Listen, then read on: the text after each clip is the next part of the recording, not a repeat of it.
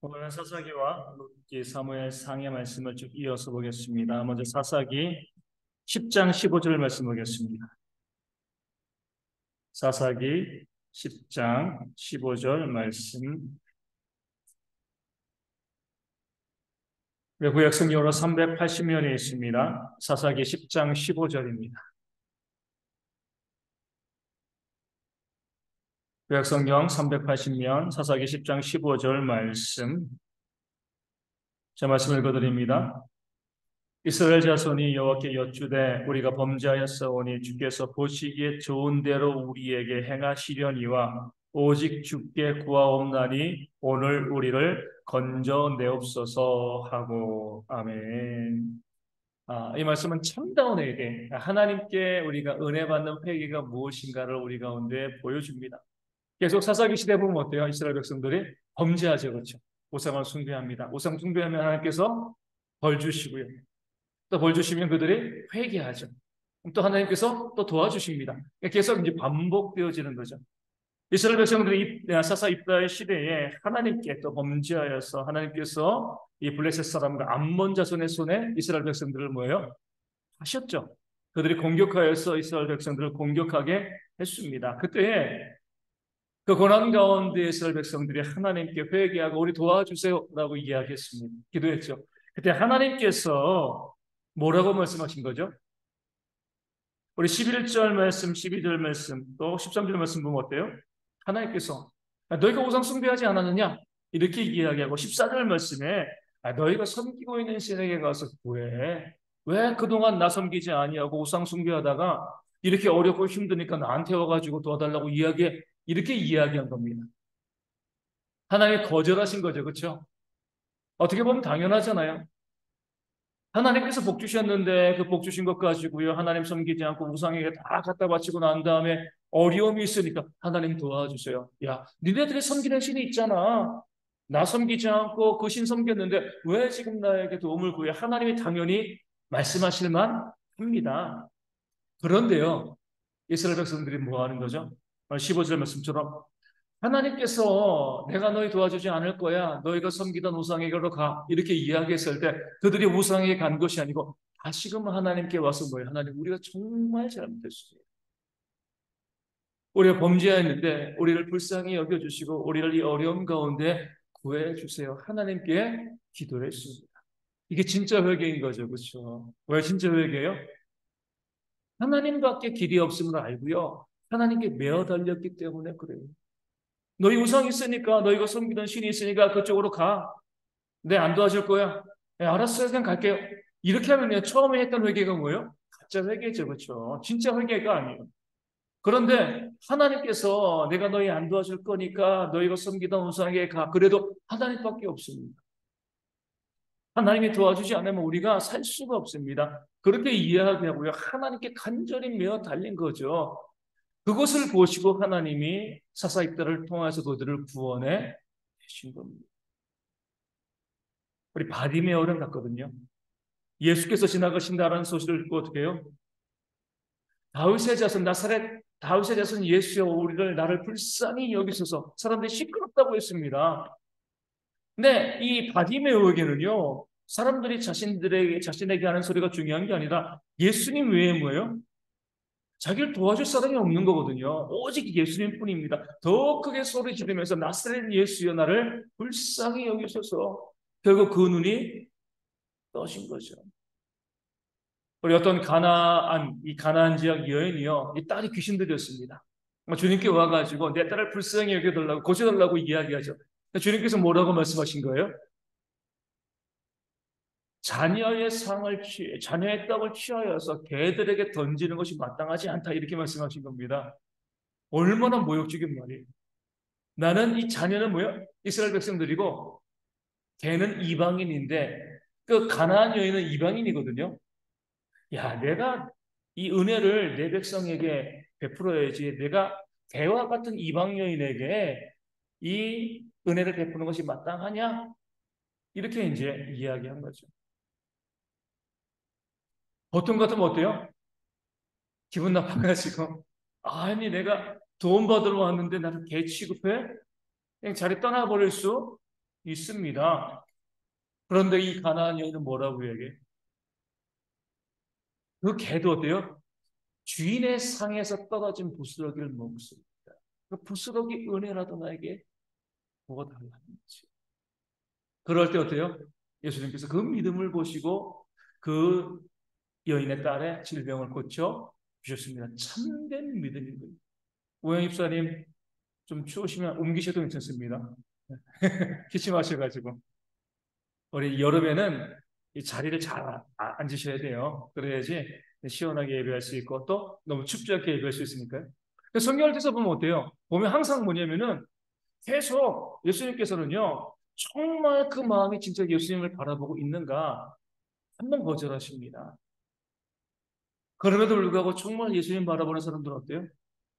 주님이 거절하시고 말고 주님밖에 길이 없으니까 주님께 나와서 매어 달리는 거죠. 오늘도 이제 어떤 이제 이 자매랑 이제 통화하게 됐어요. 목사님 제가 계속 질병이 있어 어디 기도하고 있는데 계속 그것이 낫지 않아요. 어떻게 하면 좋아요? 뭐라고 이야기해요? 그래도 주님밖에 길이 없잖아요. 우리 인내, 참고 기다리면서 하나님께 다시 한번 기도해 봅시다. 이것밖에 하나님 외에 길이 없는 거거든요. 그렇죠? 하나님 외에 길이 없으니까 그 하나님께 매어 달릴 수밖에 없는 겁니다. 가끔 가다 보면 이런 분들이 있어요. 한 번 기도하고요. 안 들어주시네? 에이 뭐 포기. 뭐 하나님이 어디 있어? 그리고 그냥 가버리시는 분들이 있어요. 아니 하나님께서 내가 그냥 한 번 기도하면 반드시 들어주셔야 되는 건가요? 그거 아니잖아요. 하나님은요. 하나님 밖에 길이 없다라고 고백하는 사람들의 기도를 들어주십니다. 이런 사람들은요. 10번 거절당해도 어때요? 또 11번 기도해요. 왜? 하나님밖에 길이 없으니까. 하나님밖에 길이 없는데 거절당하는 게 중요한 게 아니잖아요. 우리 신앙생활 하다 보면 그런 분들이 있습니다. 우리의 기도 제목에 따라서 하나님의 또 역사에 따라 가지고 어떤 기도의 제목은 한 100번 해야지 응답되어지는 기도들이 있습니다. 그런데 어때요? 어떤 분은 한 번 하고 에이 안 돼 그만두는 분이 있고요. 더 안타까운 분들은 어떤 분들이냐면 99번 기도하고 그만두는 분들이 있어요. 한 번만 더 하면 응답되어지는데. 그러니까 끝까지 우리는 그 기도 응답이 이루어질 때까지 기도하는 겁니다. 예전에 말씀드린 것처럼 중국에 제가 이제 2008년도인가 2009년도인가 중국에 이제 갔습니다. 가서 이제 현지에 있는 조선족 교회 한적교회 가서 이제 예배하고 돌아보고 그리고 이제 백두산 이 관광 일정이 있었어요. 그래서 가이드랑 해가지고 백두산 밑에 이제 이 백두산 밑에서 이제 막 있는데 뭐 온천에서 이 온천물에다가 이 달걀도 쌀면서 팔기도 하고 막 구경하고 있는데 가이드가 갑자기 백두산 올라가자는 거예요, 갑자기. 그러다 보면 이제 그 지프차 타고 올라가거든요. 그러니까 중국에서 올라가는 길은 되게 간단합니다. 지프차 타고 거의 꼭대기까지 올라가가지고 조금만 걸어가면 천지 위에서 볼 수가 있습니다. 갑자기 올라가라고 그래가지고 왜 올라가냐 그랬더니 백두산 천지는 아무나 볼 수 있는 게 아니래요. 워낙 날씨 변화가 심해가지고 그러니까 딱 가이드가 보니까 지금 올라가야지 볼 수 있는 거예요. 그래가지고 밑에서 있다가 갑자기 올라가가지고 이 천지 보고 사진 찍고 이제 내려왔죠. 근데 이제 어떤 분이 이런 분이 있어요. 자기는 올라갈 때마다 이 백두산 천지를 본다는 거죠. 어떤 목사님이에요. 아니 신통한 능력이 있는 그처럼 어떤 뭐 이 중국 이 주석이 와도 못 본 경우도 있었거든요. 그런데 아니 이분은 어떻게 올라갈 때마다 천지를 봐? 대단하다. 그래서 이제 물어본 거죠. 비법이 뭡니까? 비법이 뭐예요? 예? 그래서 올라가가지고 나이 갤 때까지 기다리는 거예요. 그러면 언제건 날이 개면 보는 거죠. 그렇죠? 그러니까 자기가 올라가자마자 구름이 그치는 게 아닙니다. 올라가서 구름이 있으면은요, 구름 지나갈 때까지 밤을 새워서 기다리는 거예요. 그럼 천체 보고 오는 거죠. 정해진 시간이 없고요. 내가 정해진 시간이 없고, 그냥 그 날이 갤 때까지 기다리는 겁니다. 우리 기도가 그런 기도가 되어야 돼요. 3번 하고 5번 하고 난 10번 해서 이거 아니죠. 뭐예요? 하나님께서 들어주실 때까지. 그러니까 기도의 양을 채운다고 그러잖아요. 그 기도의 양이 채워질 때까지 기도하는 겁니다. 이것이 우리 진짜 믿음이죠. 하나님밖에 없다는 거니까. 우리 어거스틴이라는 위대한 학자가 있습니다. 우리 예수님의 신앙이 또 바울에게 있고요. 그 바울의 신앙이 어거스틴에게, 또 어거스틴의 신앙이 칼빈에게 이어지고 그 신앙이 지금 우리에게 이어지고 있습니다. 기독교 역사에 정말 중요한 그런 이제 이 신앙의 인물인데 이 어거스틴은요 젊어서 너무나 방탕했습니다. 마니교 이단에 빠지기도 했고요. 또 창녀와 결혼해서 자식을 낳기도 했습니다. 어머니는 너무나 신실한 어머니인데 이 모니카라고 그 아들 위해서 그렇게 기도했는데도 점점 어때요? 그 아들이요 방탕한 길로 걸어가는 겁니다. 그런데도 이 모니카가 대단한 것은요 그 아들을 위한 기도를 포기하지 않았다. 남들 보면은 야 그렇게 오래 기도했는데도 점점 더 나빠지잖아. 뭐 기도해야지 포기해. 이렇게 이야기할 만도 한데 모니카는 포기하지 않았습니다. 계속 기도했을 때 그 어거스틴이 하나님 품으로 돌아왔어요. 위대한 하나님의 일꾼으로 쓰임받게 되어진 거죠. 이스라엘 백성들도 마찬가지입니다. 포기하지 않고 기도한 거예요. 하나님께서 너희 필요 없어 우상에게 가. 아닙니다. 하나님 외에 길이 없습니다. 오직 하나님만 우리를 도와줄 수 있습니다. 그럴 때 하나님의 도우심을 그들이 받게 되어진 겁니다. 그러니까 그런 믿음과 기도가 우리 가운데 있을 때 하나님의 역사를 우리가 또한 경험하게 되어질 줄로 믿습니다. 11장 35절에 입다의 어리석은 소원이 나오죠. 11장 35절입니다. 입다가 뭐라고 소원했어요? 전쟁에서 나와서 승리하면 가장 먼저 마중 나오는 사람을 이 인신공양이죠. 번제로 바치겠다. 말도 안 되는 소원을 했습니다. 그럴 때 전쟁에서 이기고 돌아오니까 누가 나와요? 무남 동료 외딸. 그렇죠? 그때 입다가 이렇게 이야기합니다. 11장 35절에 입다가 이를 보고 자기 옷을 찢으며 이르되 어찌할꼬 내 딸이여 너는 나를 참담하게 하는 자여 너는 나를 괴롭게 하는 자 중에 하나로다. 내가 여호와를 향하여 입을 열었으니 너에게 돌이키지 못하리로다 하니. 아멘. 하나님의 공의가 있어요. 말도 안 되잖아요. 전쟁에서 이기고 나왔는데 자기를 영접하는 사람, 그러니까 자기 편이잖아요. 그렇죠? 아니 어떻게 그 사람을 죽여가지고 하나님께 제물을 바칩니까? 이거는요 생각하지도 못할 그런 악한 소원입니다. 만약에 입다의 딸이 아니고 다른 사람이 나왔으면 하나님의 공의롭지 않은 거죠. 잘못된 소원을 했기 때문에 누가 손해봐야 되는 거예요? 입다가 손해봐야 돼요. 잘못된 소원을 하면 내가 손해보게 됩니다. 다른 사람이 나오면 안 되는 거예요. 하나님의 공의는요, 입다의 무남동녀 딸을 가장 먼저 영접하러 나오게 한 거죠. 그러니까 자기의 잘못을 그제서야 후회하는 겁니다. 내가 잘못된 소원을 했다. 우리도 마찬가지예요. 소원을 잘못하면은요, 내가 손해보는 거예요. 그게 하나님의 공의입니다. 다른 사람을 손해보게 하지 않습니다. 잘못 소원한 내가 손해보게 돼요. 우리가 함부로 하나님께 소원하거나 약속하시면 안 돼요. 나 이렇게 하겠습니다. 저렇게 하겠습니다. 자주 말씀드리지만 우리 성도들, 뭐 이 땅에 있는 성도들 대부분 마찬가지지만 너무나 많은 죄를 쌓고 있어요. 저 이렇게 하겠습니다. 이렇게 하겠습니다. 그리고 어때요? 지키는 거죠. 함부로 우리가 이해하면 예를 들어가지고 새벽기도 빠지지 않겠습니다. 소원을 해요. 그리고 어때요? 못 지키면 자기가 그 소원 잘못한 것에 대한 뭘 지는 거예요? 하나님의 책임을 질 수밖에 없습니다. 그렇기 때문에 내가 정말 새벽기도 빠지지 않고 다니고 싶은 마음이 있어도 어때요? 최선을 다하겠습니다라고 하는 겁니다. 그렇죠? 물론 최선을 다하겠습니다라고 서원하고도 최선을 다하지 않으면 거기도 하나님의 심판이 있지만 어찌되건 한 번도 안 빠지겠습니다. 자기를 과신하고 자기를 드러내는 소원이고 나 그런 사람이야라고 하는데 그런 소원은 잘못된 거죠.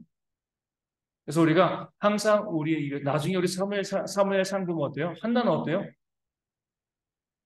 내가 아들을 낳으면 하나님의 전에 하나님의 일꾼으로 평생 바치겠습니다. 내 집에서 키우지 않겠습니다. 그 소원하고요. 그 소원을 그대로 지키는 거죠. 그럴 때 하나님께서 5명의 자녀를 더 선물로 주시는 소원을 하게 되어지면 반드시 지켜야 돼요. 내가 지키지 못하면 어떻게 돼요? 하나님께 정말 눈물로 회개가. 내가 지키지 못하는 건 뭐냐면 내가 지킬 수 있음에도 지키지 못하는 게 아니라 정말 지키지 못하게 되었을 때. 예를 들어가지고 내가 서원을 했습니다. 내가 지킬 수 있음에도 불구하고요. 지키기 싫으니까 서원 취소. 이러면 안 되는 거예요. 그렇죠? 내가 서원을 했는데 지킬 수 있으면 반드시 지켜야 돼요. 내가 소원을 했는데 너무나 어리석게 소원해서 지킬 수 없는 것을 소원했다라고 하면 어떻게 돼요? 거기에서 하나님께 회개하고 하나님 용서해달라고 기도해야 되는데 그러지 않은 경우는 내가 소원한 부분에 있어서는요 반드시 지키는 거죠. 그렇기 때문에 우리가 함부로 소원하지 말아요. 사람들이 소원하는 이유가 뭐죠? 하나님과 거래하는 거예요. 야곱도 그렇게 소원했잖아요. 하나님 나를 내 아버지 집 평안하게 돌아오게 하시면 내가 10분의 1 주님께 드리고 이 돌로 하나님의 제단을 쌓고 이렇게 이야기합니다. 거래하는 거죠. 잘못된 소원이에요. 하나님 저 이번에 대학교 합격시켜주면 이제 뭐 하겠습니다. 사업에 성공시켜주면 뭐 하겠습니다. 이렇게 하시면 안 돼요. 병 낫게 해주시면 뭐 하겠습니다. 이거 아니에요. 그냥 하나님 내 아버지시니까 뭐예요? 하나님 나 대학에 들어가고 싶고요. 내 사업 좀 성공시켜 주시고 나 병 낫게 해서 이렇게만 해도요. 그 좋으신 하나님께서 뭐 걸지 않아도 그 자녀의 기도를 들어주시는 거거든요. 그리고 난 다음에 뭐예요? 내 기도 제목을 들어주시고 나면 내가 거기에 은혜 받은 대로 하나님께 헌신하고 수고하면 되는 겁니다. 걸지 마세요. 이거 해주시면 내가 이렇게 하겠습니다. 우리 하나님은 걸어야지만 들어주시는 그런 하나님은 아니시고 우리를 너무나 사랑하시기 때문에 그냥 들어주십니다. 간절히 기도하면 들어주시는 그런 하나님이시기 때문에 잘못된 소원하고요. 거기에 내가 판 무덤에 내가 들어가는 그런 어리석은 일들이 우리 가운데 있지 않기를 바랍니다. 우리 17장 3절 보겠습니다. 우리 사사기 17장 3절입니다. 미가가 나오죠. 미가가 은 1,100을 그의 어머니에게 도로 주매 그의 어머니가 이르되 내가 내 아들을 위하여 한 신상을 새기며 한 신상을 부어 만들기 위해 내 손에서 이 은을 여호와께 거룩히 드리노라. 그러므로 내가 이제 이 은을 내게 도로 주리라. 아멘. 말씀이 맞지가 않아요. 그렇죠? 여호와께 드리는데 그 드리는 것으로 무엇을 만드는 거예요? 우상을 만드는 거잖아요. 그렇죠? 하나님께 드려서 우상을 만드는 거. 그러니까 신앙이 정말 엉망인 겁니다. 하나님께 드리면 그것을 끝이어야지. 그 하나님께 드린 그 제물을 가지고 그 헌물을 가지고 우상을 만들고자 하는 그런 모습이 있으면 범죄하는 모습이 되어 지는 겁니다. 그리고 마태복음 7장에서 그런 사람들이 나오잖아요. 우리가 주의 이름으로 선지자를 노릇하고 주의 이름으로 권능을 행하고 주의 이름으로 귀신을 쫓아냈습니다. 똑같은 경우입니다. 하나님의 이름을 사용해서 뭐예요? 자기 우상을, 자기 자랑, 자기 교만을 세우는 그런 모습이 되어 지는 거죠. 하나님만 온전히 섬기면 돼요. 거기에 나를 드러내고 나를 자랑하고요. 다른 것을 세워가는 그런 모습이 있으면 안 되는 겁니다. 많은 사람들이요. 하나님의 일을 하면서 헌신하면서 자기라는 우상을 세웁니다. 나를 드러내고요. 나를 높이는 거죠. 그래서 우리가 이제 자주 말씀드리지만 우리가 그런 모습이 모든 성도들 가운데 있습니다. 내가 이 교회에 뭔가를 헌물하면요. 가장 먼저 교회 오면 뭐가 보여요? 내가 헌물한 게 보입니다. 이 피아노를 내 교회에 기증했다, 헌물했다. 그럼 교회 오자마자 피아노가 가장 먼저 보입니다. 그래 피아노에 좀 흠집이 가거나 문제가 발생하면은요 난리가 나는 거죠, 그렇죠? 그래서 우리가 교회 헌물할 때도 이름을 광고하지 않는 철저히 감추는 겁니다, 그렇죠? 감추면 내가 드러내기도 그러잖아요, 그렇죠? 하나님께 드리면 끝인 것이지 그것이 내 우상이 될 수도 있어요. 내가 이거 했어, 내가 저거 했어. 어떤 교회처럼 내가 그냥 10몇 억짜리 파이프 오르간을 교회에 내가 헌물했어. 헌물할 수 있습니다. 하지만 철저히 뭐야? 나를 감춰야지. 나를 드러내지. 그래야지 그것이 우상이 되어지지 않는 겁니다. 그래서 우리가 교회 가운데 헌금도 그러고 우리 헌물도 그러고 우리 교회 가운데 이름을 내지 않으려는 이유가 있습니다. 그게 우상이 돼요. 그러면 그것이 내 신앙과 내 삶을 무너뜨리게 되어집니다. 철저히 하나님께 드림에 있어서는 어때요? 내 이름을 지우고요. 아무도 모르게 하나님께 드리는 것이 가장 나를 위해서도 유익한 것이 되어지는 겁니다. 안 그러면 우상 숭배가 되어지는 거죠. 우리 20장 13절 말씀 보겠습니다. 사사기 20장 13절입니다. 20장 13절 말씀. 그런즉 이제 기브아 사람들 곧 그 불량배들을 우리에게 넘겨주어서 우리가 그들을 죽여 이스라엘 중에서 악을 제거하여 버리게 하라 하니 하나 베냐민 자손이 그들의 형제 이스라엘 자손의 말을 듣지 아니하고. 아멘. 기브아 사람들이 잘못했죠, 그렇죠? 이 죄를 범했습니다. 근데 그들이 속한 그 이 베냐민 족속이 어때요? 자신의 족속이지만 잘못했으면 꾸짖고요, 책망하고 또 심판해야죠. 내 편이니까 어때요? 화를 안 하고 갚는다고 감싸준 거예요. 그러니까 죄를 갖다가 덮어준 거죠. 그러니까 나중에 이 베냐민 족속이 거의 멸절할 지경에 이르게 되어 진 겁니다. 우리도 마찬가지예요. 그래서 작게는 보면 가정에서도 그러고 교회 가는 데서도 보면 어때요?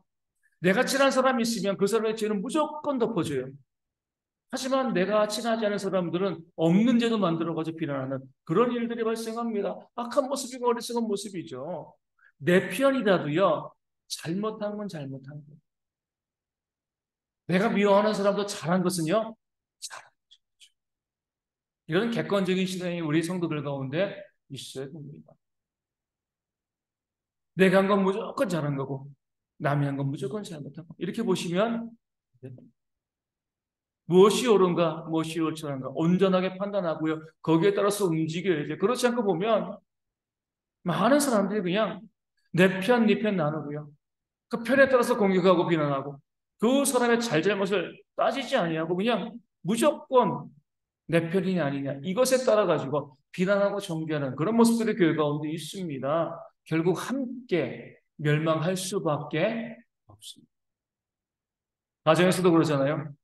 자녀가 잘못했으면 잘못한 거죠, 그렇죠? 내 자녀가 잘못했으면 이제 오늘 그 기가 막힌 이제 이 기사를 봤습니다. 요즘 초등학교 1, 2학년 받아쓰기 안 한대요. 왜 안 할까요? 아이들이 글을 다 알아가지고요? 그거 아니에요. 김학범 선생님 왜 안 할 것 같아요? 아니, 받아쓰기 원래 하잖아요, 그렇죠? 근데 안 한대요. 예? 근데 왜 안 한대요? 아니, 그거 아니에요. 고소도 안 할까? 고소. 학부모 어디 아동학대라고 고소한대요. 받아쓰기 문장을 이해해 선생님이 너무나 엄하게 말했어요. 왜 아이에게 그렇게 이 받아쓰기 말을 하는데 엄하게 이 문장을 불러주냐? 아동학대 고소. 그런 거죠, 그렇죠? 오늘 베냐민 집안과 똑같은 거예요. 내 자녀라도 잘못한 건 잘못한 거예요, 그렇죠? 내 자녀가 잘못한 부분에 대해서 무조건 감싸주는 겁니다. 그럼 내 자녀도 망하고 나도 망하고. 베냐민 족속이 왜 망했습니까? 자기가 자기 편이라고 무조건 그 죄가 분명한데도 감싸주다 보니까 멸절할 뻔한 겁니다. 가정에서도 그렇고 교회에서도 그래요. 아무리 내 성도고 그래도 잘못한 것이든 잘못했다라고 이야기를 해야죠. 그렇죠? 잘못이라고 이야기해야지. 거기에 대해 가지고 아니 내 편이니까 감싸주고 이해하고 넘어지고 그럼 그 심령을 그 사람을 결국 더 망하게 만드는 그런 것이 되어집니다. 그래서 우리가 이야기하는데 제가 항상 말씀드리지만 다른 사람에게 잘잘못을 이야기할 때는 먼저 뭐 하시라고요? 그 사람에서 기도하고 말씀하셔야 돼요. 무조건 말씀하시는 거 아니에요. 하나님 제가 이 말을 했을 때 이 사람이 듣고 그 잘못을 회개하고 그러니까 그 사람을 사랑하는 마음으로 이야기하는 거예요. 그렇죠?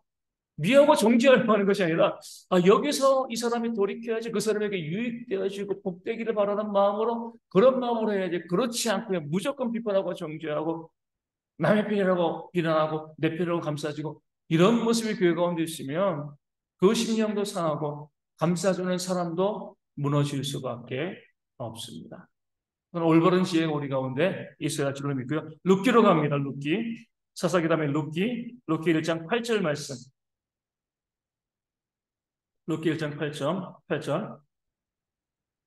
나오미가 두 며느리에게 이르되 너희는 각기 너희 어머니의 집으로 돌아가라. 너희가 죽은 자들과 나를 선대한 것 같이 여호와께서 너희를 선대하시기를 원하며. 아멘. 기근 때문에 모압으로 갔는데 나오미 남편도 죽고요. 두 아들 결혼했는데 두 아들도 다 죽었습니다. 그렇죠? 이제 누구만 남은 거예요? 모압인 자부들 오르바와 룻 둘만 남았어요. 그럴 때 이 나오미에게는요, 이 며느리들이 필요하지 않아요? 필요하죠. 나이 먹고 이제 본인은 먹고 살 수가 없어요. 남에게 빌어먹든가 뭐 나중에 루시안 것처럼 이 이삭 죽게 하는 그런 일을 하려도 나오미는 나이 들어서 못하는 겁니다. 힘이 딸려가지고 며느리들이 있어야지 어때요? 그나마 밥 굶지 않고 먹고 살 수가 있는 거예요. 남편 죽었죠. 두 아들 다 죽었어요. 이제 다 빈손이 되었습니다. 이 젊은 며느리 없으면은요, 자기도 죽을 수밖에 없어요. 그럼에도 나오미는 뭐 하는 거예요? 너희가 나를 떠나라고 이야기합니다. 나는 늙었고 너희는 젊은데 언제까지 나를 봉양하겠네. 너희도 결혼해서 제가 해가지고 행복하게 살아라. 나는 내가 알아서 가겠다. 그러니까 나오미가 보여주고 있는 아름다운 사랑과 숨김이 있는 거예요. 그렇죠? 자기만 생각하는 게 아니잖아요. 그렇죠? 자기만 생각하면 얼마든지 너희들 여기 있어야 되라고 이야기했는데 나를 끝까지 책임져야 되라고 이야기했는데 나오미는요, 그 며느리를 먼저 생각했습니다. 그런 아름다운 사랑과 섬김이 있는 거죠. 며느리의 입장을 생각하고요. 그들을 위해서 자기 것을 포기할 줄 아는 그런 모습이 우리 나오미 가운데 있었기 때문에 결국 복을 받게 되어지는 겁니다. 우리도 그래야 돼요. 내가 하고 싶은 것만 하고 살 수 없습니다. 남을 위해서 내가 좀 손해 볼 수 있는 그런 마음도 있어야 돼요. 다른 사람을 위해서 내가 조금 더 내가 하고 싶은 것을 절제할 수 있는 그런 모습들이 우리 가운데 있어야죠. 그것이 되어지지 않으면 얼마 전에 어떤 일이 발생했어요? 비행기 내리는데 문 여는 것처럼 그렇죠. 남은 전에 생각하지 않는 거예요. 그렇죠? 나만. 아까 이제 이 교사들 고소하는 거 본 것처럼 남은 전에 생각하지 않는 거예요. 나만 생각하는 겁니다. 내가 좀 불편하고 내가 좀 힘들어도요. 다른 사람들을 생각할 수 있는 그런 마음들이 우리 가운데 좀 있어야 돼요. 그러할 때 하나님께서 주시는 그런 은혜를 우리가 받아 누리게 되어집니다. 내가 하고 싶은 대로 내 마음대로 내 욕심대로 내 뜻대로 그렇게만 살아가면 안 되는 거죠. 그래서 예전에 이제 그런 이제 이야기했어요. 만약에 이제 이 젊은 여자 분들 미혼인 여자분들에게 물어보는 남자친구가 있는데 차가 있는 거예요. 옆에 태웠습니다. 가다가 중간에 내가 이 버스 정류장에 내려서 버스를 타고 이제 내가 가야 되는 거예요. 그럼 남자친구가 나를 어디다 내려줘야 돼요? 버스 정류장 앞에. 아니면 좀 떨어진 데 어디다 나를 내려줘야 돼요? 버스 정류장 앞에 내려주는 남자는 사귀지 말라는 헤어지다. 남을 배려하지 않는 거죠. 그 버스 정류장 버스가 서야죠. 그렇죠? 조금 더 뒤에 그 사람을 내려주고 아니면 한 5m, 10m 보낸다고 하면 발 부러지는 거 아닙니다. 그렇죠? 내가 사귀고 있는 사람이라고 해가지고요. 바로 그 정류장 앞에 내려주는 거 잘못된 겁니다. 그래서 이제 정말 사귄 지 1시간 만에 차인 그런 사람이 있습니다. 좋아하는 여자친구가 있어가지고 이제 이 고백을 해야지라고 해가지고 막 이제 풍선도 준비하고 뭐 이제 뭐 다 준비해가지고 내가 너 좋아한다고 이제 우리 좀 사귀자라고 이제 고백을 한 겁니다. 근데 그 여자친구가 받아들였어요. 그래가지고 이제 여자친구가 생겨가지고 둘이 이제 막 다니다가 와플을 파는 데가 있어가지고 와플을 이제 사서 벤치 안에서 먹었다는 거예요. 근데 이제 와플을 사서 먹었는데 그 와플에서 이 크림이 떨어져서 이 사귄 지 1시간밖에 안 된 그 여자친구 치마에 떨어졌다는 거예요. 이 사람이 자기 가방에서 물티슈를 꺼내가지고 이제 닦아준 거죠. 그리고 난 다음에 이제 여자가, 안 될 것 같다. 우리 헤어지자. 이제 사귄 지 1시간 됐는데 헤어지자 이렇게 한 거예요. 이유가 뭐냐 그러니까 나중에 이야기해 줄게. 그리고 지금 이야기할 기분이 아니다. 헤어졌습니다. 이제 문자로 물어본 거죠. 아니 내가 뭘 잘못했냐? 그러니까 생각해 보니까 아 그래 그 이 치마에 하얀 치마에 얼룩이 졌으니까 기분 나쁠 수 있어. 하지만 그것 때문에 헤어지자고 하는 게 말이 되는 건가? 그래서 한번 물어본 거죠. 뭐 때문에 기분이 안 좋은 거냐? 왜 헤어지냐? 그러니까 다 좋았다는 거예요. 치마에 크림이 떨어진 것도 문제없고 그 닦아준 것도 너무 고맙다는 거예요. 그런데 네가 그 물티슈를 길바닥에 버렸을 때 아, 이런 남자랑 사귀면 안 된다. 공중도덕이 없는 거죠. 그렇죠? 남을 배려하는 게 없는 거예요. 아니, 그게 뭘 남을 배려하는 거예요? 남을 배려하는 거죠. 다른 사람들이 그 길을 걷는 거잖아요. 또 그것을 치우는 사람도 있는 거잖아요. 그렇죠? 그래서 그 이야기를 들은 친구들은요, 그다음부터 이 공중도덕 잘 지켰대요. 아, 이것 때문에도 헤어질 수가 있구나. 우리 지난번, 2주 전, 3주 전이죠. 우리 이제 정준이랑, 이 인천대공원에 놀러 가가지고, 아이스크림 하나 사줬어요. 그래서 아이스크림 사주고, 그래서 버리려고 하는데, 쓰레기통이 없는 대공원에. 화장실에도 없고요. 일부러 쓰레기 가져가라고 이제 쓰레기통을 안 만들어 놓은 거죠. 근데 더 문제는 매장에도 없어요. 그 물건을 파는 매장에도. 4시간 동안 들고 다녔습니다. 4시간. 집에 와서 버렸죠.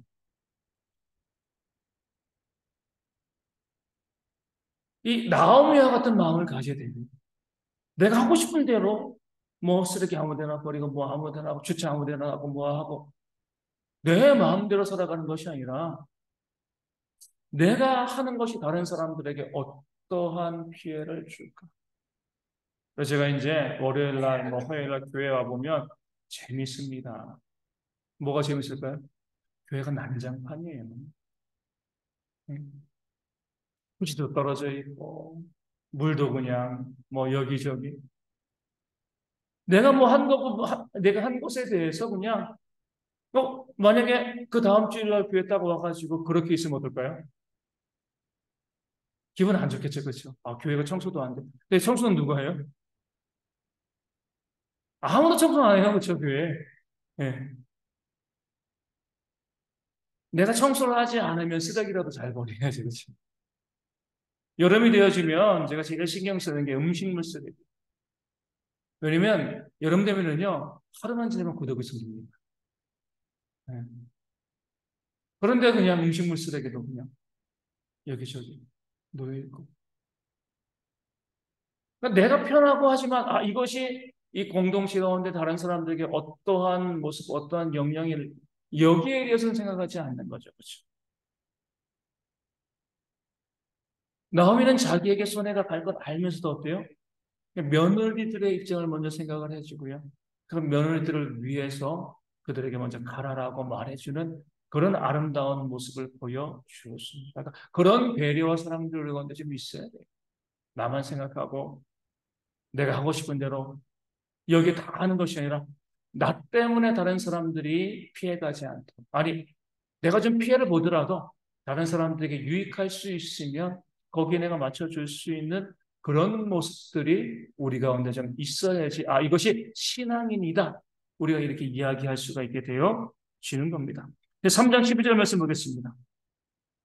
루키는 보면 우리 신앙인데 성품이 아주 잘 드러납니다. 3장 12절에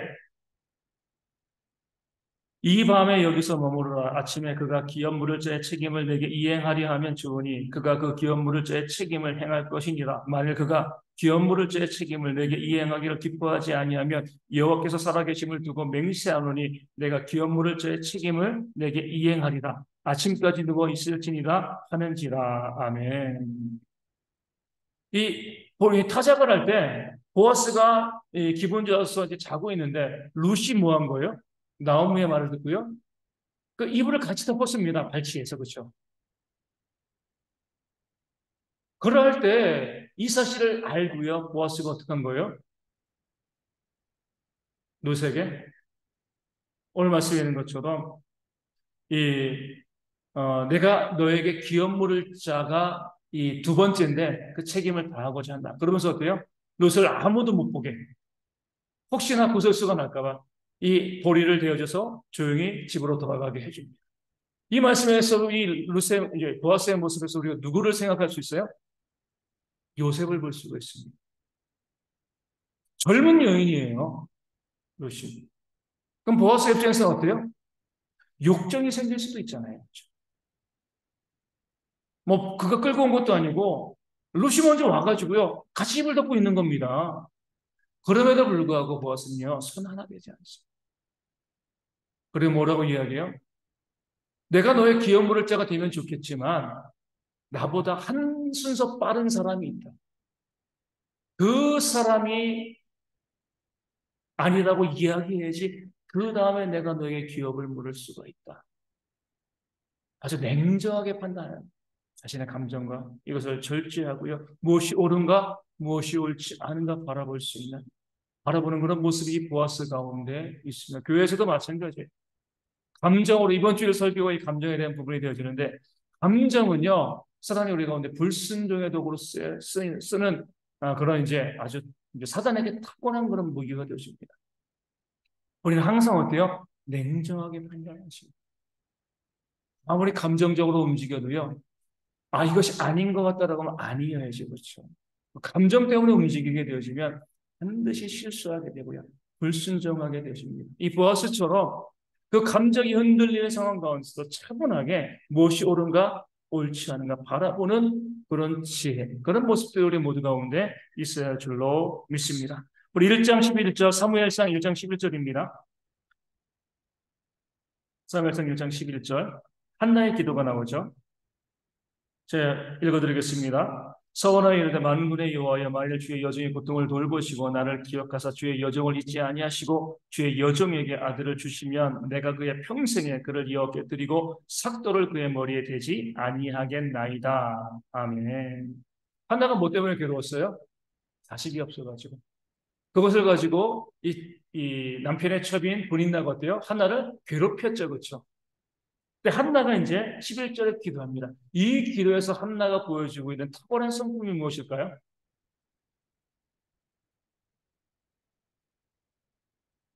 어떤 모습이 있을까요? 이 기도가 저도 이제 처음으로, 그래. 이 기도가 이래서 아름다운 기도구나. 말씀을 묵상하면서 깨달았습니다. 어떤 것이 있을까요?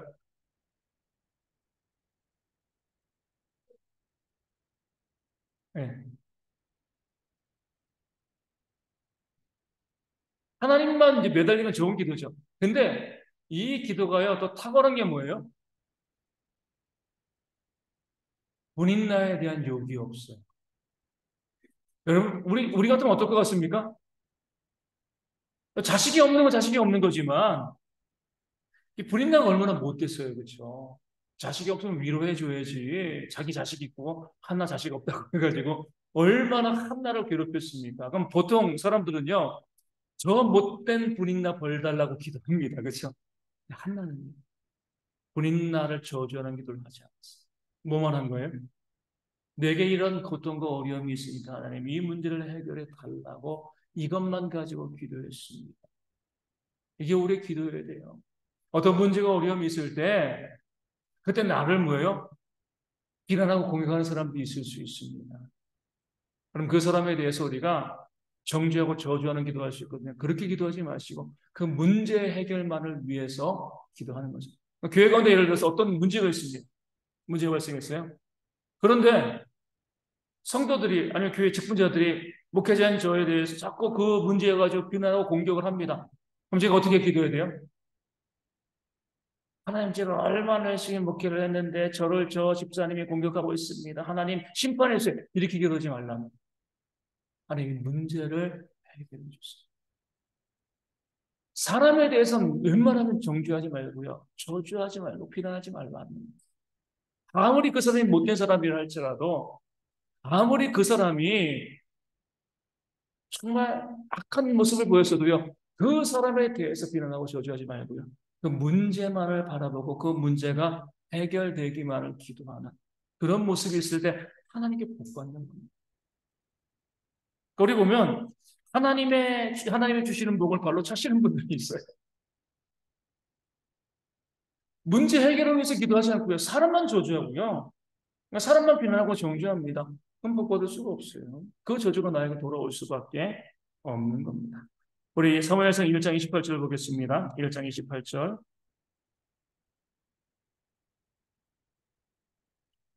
그러므로 나도 그를 여호와께 드리되 그의 평생을 여호와께 드리나이다 하고 그가 거기서 여호와께 경배하니라. 아멘.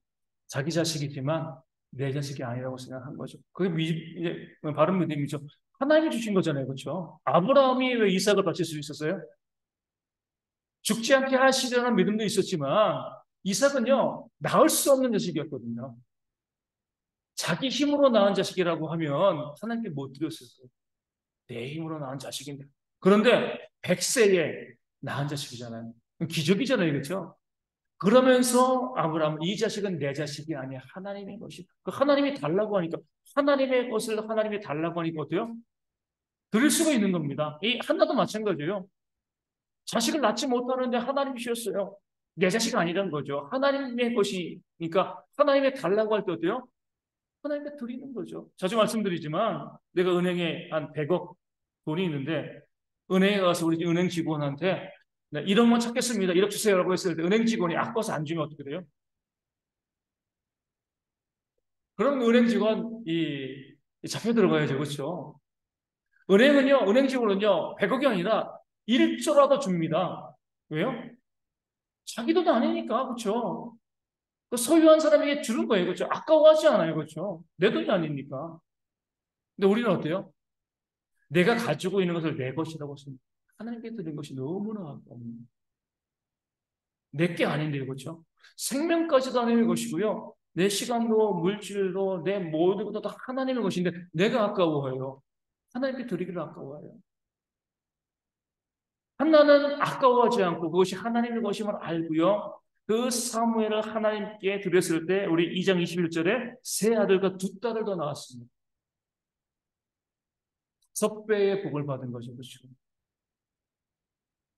아까워서 사무엘을 안 드렸으면요 어떻게 됐을까요? 우리가 이제 뭐 성경에 가정은 없지만 그렇게 드리겠다고 약속을 하고요. 아들 나니까 너무나 귀하잖아요. 그렇죠? 너무나 아까워가지고 사무엘을 안 드렸어요. 어떤 일이 벌어졌을까요? 아마 사무엘이 죽었을 겁니다. 내 거라고 생각하고 안 드리면 그것이 사라져버립니다. 내 것이 아니고 하나님의 것임을 알고 하나님께 드렸을 때 새 아들과 두 딸을 더 얻게 돼요. 그 사무엘도 물론 살아있는 거고요. 그렇죠? 위대한 하나님의 일꾼도 되어지는 거고. 마찬가지로 우리가 세상에는 우리가 정말 아깝지 않은 막 펑펑 쓰면서 하나님께 드릴 때는 인색한 사람들이 너무나 많이 있습니다. 하나님이 거지가 아니잖아요. 그렇죠? 하나님이 부족해서 달라고 하는 것도 아니에요. 왜 우리 가운데 하나님께서 우리가 하나님께 헌신하기를 원하시는 거죠? 한나처럼 더 풍성을 주기 위해서예요. 그렇죠? 그런 하나님의 사랑을 알지 못하고요. 그저 내가 손에 쥐고 있는 것이 아까워가지고 또 안 드리고 있다가 결국 나도 못 쓰고요. 내 자식도 못 쓰고 다 잃어버리는 그런 일들이 벌어지는 겁니다. 지혜롭게 우리가 믿음의 생활을 해야 하는 겁니다. 2장 17절 말씀 보겠습니다. 이 소년들의 죄가 옆에 심히 크면 그들이 여호와의 제사를 멸시함이었더라. 아멘. 엘리의 두 아들이죠. 그렇죠? 이들의 죄가 정말 여호와 앞에 심히 크다. 그러니까 하나님 보시기에 가장 큰 죄가 뭐예요? 하나님께 드리는 제사를 멸시하는, 예배를 멸시하는 겁니다. 예배를 가벼이 여기는. 당연하죠. 예배는 하나님이 계시는데, 그렇죠? 부모님 생일인데요. 생신인데, 얼마든지 올 수 있는 자식이 안 온다면 어때요? 부모를 멸시하는 거죠. 그렇죠? 뭐 출장 가거나 뭐 아파서 뭐 못 오면 어쩔 수 없어요. 그렇죠? 얼마든지 올 수 있는데 부모님 생신인데 친구들 만나가지고 술 먹고 놀고 그러거든요. 그런 자식은 호적에서 파버려야죠. 그렇죠? 자식도 아닌 거예요. 하나님은 안 그렇겠습니까? 하나님이 먼저 예배 가운데 와서 우리를 기다리고 있는데 우리가 불가피하게 못 오는 것 우리가 이해할 수 있어요. 하나님도 이해하시죠. 그런데 얼마든지 올 수 있음에도 불구하고 나오지 않는다. 그 제사를 멸시하는, 예배를 멸시하는 거거든요. 그 죄악의 이 앞에 심히 크다라고 이야기했습니다. 나중에 이 두 아들이 죽임을 당하셨죠. 온전히 예배 드리셔야 돼요. 그 예배의 목숨을 거는 것이 우리 가운데 얼마나 중요한가 하나님께서 우리 가운데 말씀하고 있는 겁니다. 네, 마지막으로 3장 1절 말씀 보겠습니다. 사무엘상 3장 1절입니다. 이 사무엘이 엘리 앞에서 여호와를 숨길 때에는 여호와의 말씀이 희귀하여 이상이 흔히 보이지 않았더라. 아멘. 이상은 뭐예요? 하나님의 역사죠. 하나님의 놀라운 역사가 보이지 않았어요. 왜요? 여호와의 말씀이 희귀했으니까 말씀을 멀리하고 살았어요. 말씀이 있고요. 말씀을 믿고 말씀에 순종할 때 하나님의 역사가 나타나는 겁니다. 말씀이 없는데 하나님의 역사가 나타난다. 그럴 수 없어요. 우리 말씀을 가까이 할 때 말씀을 가까이 하는 자가 또 뭐예요? 당연히 말씀을 가까이 하니까 예배를 사모하는 거죠. 그렇죠? 말씀을 가까이 할 때 하나님의 역사가 이상이 나타나게 되어 있습니다. 우리가요, 1년에 여러분, 지금부터도 있으면 성경 일독하셔야 돼요. 하나님의 역사를 경험하기를 원하시면은요. 내가 말씀을 읽고요, 말씀을 듣고요, 말씀을 묵상하고 암송하고, 말씀을 또 연구하고 배우고요, 실천하는 삶이 있어야 돼요. 말씀대로 살아야죠. 자주 말씀드리지만, 내가 내 삶을 보시면 내가 하나님께 복받을 자인가 아닌가 금방 압니다. 내가 제사를 멸시하고 있지는 아니한가. 남을 미워하고 있지는 아니한가. 내가 남을 저주하고 있지는 아니한가. 내가 욕심내고 움켜쥐고 있지 아니한가. 그런 성도들 때문에 부지기수입니다. 교회 다니면서도요, 성도들끼리 미워하고 욕하고 비난하고 정죄하고 다투고 싸워요. 움켜쥐고 나눠주지 않습니다. 예배를 멸시하는 거예요. 그 삶이 복된 것이 없어요. 당연하죠. 아무리 와서 기도하고 부르시고 하나님 복 주세요. 하나님께서 복을 주실 리가 없습니다. 말씀이 희귀하면요, 하나님의 이상이 나타나지 않습니다. 그러니까 우리가 보면 우리를 보셔야 돼요. 그러니까 내가 하나님이라면 나에게 복을 주겠는가? 물론 여기도 착각하는 분들이 있어요. 나 복 주셔야죠. 그럼 거기는 희망이 없습니다. 내가 정말 하나님이 내 앞에 계시면 나에게 정말 상 주시고 나에게 복 주시겠는가? 거기에 합당한 삶을 사셔야 됩니다. 말씀이 내 삶에 풍성하고 그 말씀 가운데 순종하는 모습이 있으면 하나님의 역사가 내 삶에 풍성하게 나타나게 되어질 줄로 믿습니다. 그런 신앙과 삶 우리 가운데 있기를 주님의 이름으로 축원을 드립니다.